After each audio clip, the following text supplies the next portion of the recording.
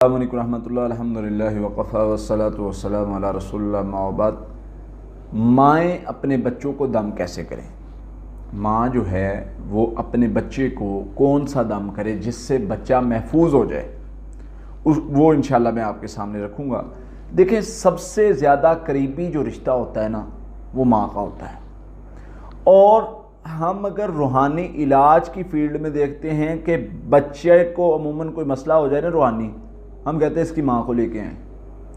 90% ماں کو مسئلہ نکلتا ہے، یا ماں کا پرابلم ہوتا ہے اور بچے پر اثر انداز ہوا ہوتا ہے، یا بچے کو اگر ویسے پرابلم ہے یا کوئی مسئلہ ہے تو ماں اگر اپنے لیے پڑھائی کر رہی ہے تو اس کا مسئلہ ختم ہو جاتا ہے۔ یہ بڑا ایک اس کے ساتھ تعلق دیکھا ہے تجربات میں۔ اب آتے ہیں کہ اس کا علاج کیسے کرنا ہے، یا ماں نے اگر دم کرنا ہے تو وہ کیسے کرنا ہے، اور کس طرح ان سارے معاملات کو دیکھنا ہے۔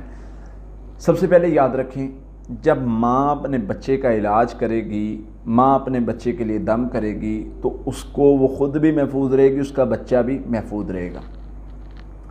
ایک تو حفاظتی پڑھائی ہے، وہ اگر ماں اپنے لیے پڑھتی ہے، بچے کے لیے پڑھتی ہے تو بہت زیادہ فائدہ مند ہے۔ وہ تو ضرور ہر ماں کو اپنے معمول میں لانی چاہیے تاکہ خود بھی جادو جنات کے حملوں سے بچی رہیں اور بچے بھی بچے رہیں۔ سورہ فاتحہ ہے، آیت الکرسی ہے، سورہ بقرہ کی آخری 2 آیات، آخری 3 کل، یہ تو ہر بندے کو کرنا چاہیے تاکہ وہ جادو جنات اور سارے مسائل سے محفوظ رہے۔ اب خاص طور پر جو بچوں کے لیے دم ہے، خصوصی طور پر جو بچوں کے لیے 2 دعائیں ہیں۔ ایک ہے اعوذ بکلمات اللہ التامات من کل شیطان حامات ومن کل عین لامہ، دوسری ہے اعوذ بکلمات اللہ التامات من غضبہ وعقابہ وشر عبادہ ومن ہمزات الشیاطین وان یحضرون۔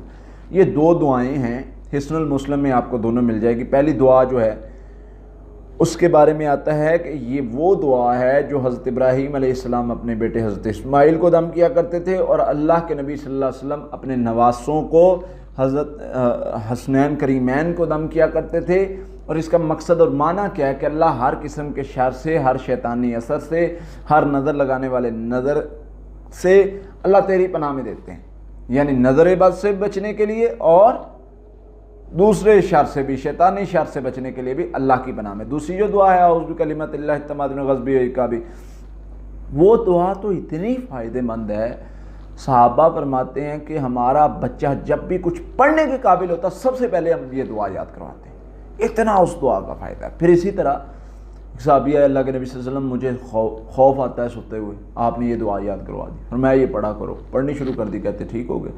اس طرح کے بہت سارے واقعات ہیں کہ کوئی مسئلہ بنتا تھا، ڈرونے خواب آتے تھے، پریشانی ہوتی تھی، اللہ کے نبی صلی اللہ علیہ وسلم نے یہ دعا دے دی، پڑھنا شروع ہو گئے، ٹھیک ہو گئے۔ تو یہ دعا بہت زیادہ فائدہ مند ہے۔ یہ دونوں دعائیں جو ہیں، یہ مائیں اپنے بچوں کو دم کریں، انشاءاللہ ضد کرنے کا مسئلہ ہے یا کوئی اور شیطانی اثر ہے، ڈرنے کا مسئلہ ہے، تو یہ دعائیں پڑھنے سے اللہ کے فضل سے، اللہ کی رحمت سے ان کا یہ مسئلہ حل ہو جائے گا انشاءاللہ۔ تو یہ عمل کریں، انشاءاللہ بہت فائدہ ہوگا۔ السلام علیکم۔